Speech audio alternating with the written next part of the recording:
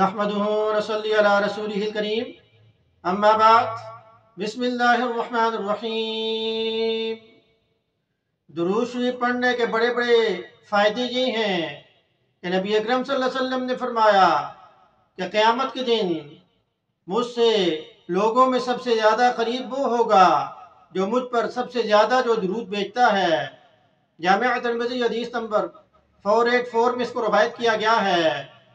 جو بندہ بھی نبی اکرم صلی اللہ علیہ وسلم پر درود بھیجتا ہے اللہ پاک اس کی 10 نیکیاں لکھتے ہیں، 10 گناہ معاف کرتے ہیں، 10 درجات بلند کرتے ہیں اور اللہ پاک اس پر 10 مرتبہ رحمت بھیجتے ہیں۔ مسند احمد کی حدیث نمبر 1561 میں اس کو جو روایت کیا گیا ہے۔ حدیث میں آتا ہے کہ دعا جو ہے وہ آسمان و زمینوں کے درمیان رکی رہتی ہے، ذرا بھی اوپر نہیں چڑھتی جب تک کہ نبی اکرم صلی اللہ علیہ وسلم پر درود نہ بھیجا جائے۔ تو نبی اکرم صلی اللہ علیہ وسلم پر درود بھیجنا دعا کی قبولیت کا سبب بنتا ہے۔ جامع ترمذی حدیث نمبر 486 میں اس کو جو روایت کیا گیا ہے۔ نبی اکرم صلی اللہ علیہ وسلم نے فرمایا کہ تم مجھ پر درود بھیجا کرو، جہاں بھی تم ہوگے تمہارا درود مجھ تک پہنچایا جائے گا۔ سنن ابی داؤد حدیث نمبر 1047 میں اس کو جو روایت کیا گیا ہے۔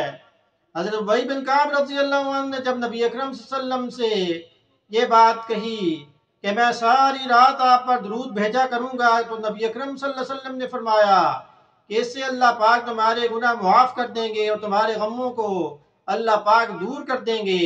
ایک اور روایت میں آیا کہ دنیا اور آخرت کی پریشانیوں کو اللہ پاک جو دور کر دیں گے۔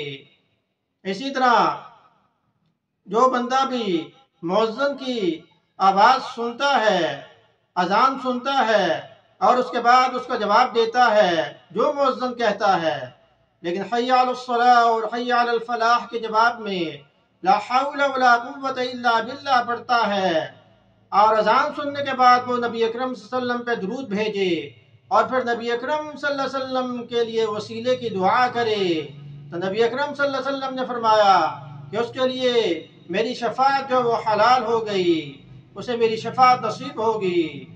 جامع ترمذی میں حدیث نمبر 3614 میں اس کو روایت کیا گیا ہے۔ تو یہ درود شریف پڑھنے کے بڑے بڑے فائدے ہیں۔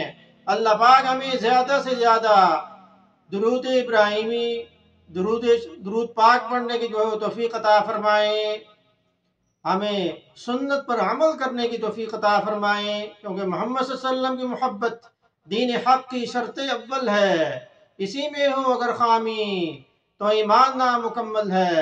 اللہ پاک عمل کی توفیق عطا فرمائے۔ وما علینا الا البلاغ المبین۔